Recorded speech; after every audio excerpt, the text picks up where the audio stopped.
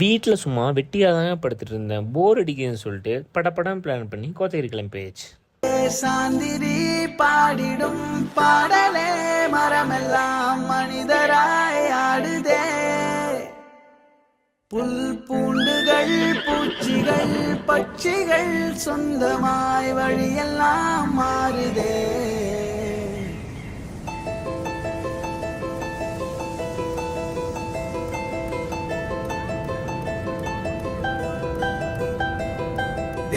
சாந்திரி பாடிடும் பாடலே மரமெல்லாம். ஒரு வழியாக வந்த வேலையெல்லாம் முடிச்சுட்டு ஒரு எக் மேகியும் ஆளுக்கு ஒரு லெமன் சாயாவும் குடிச்சிட்டு கிளம்பியாச்சுங்க.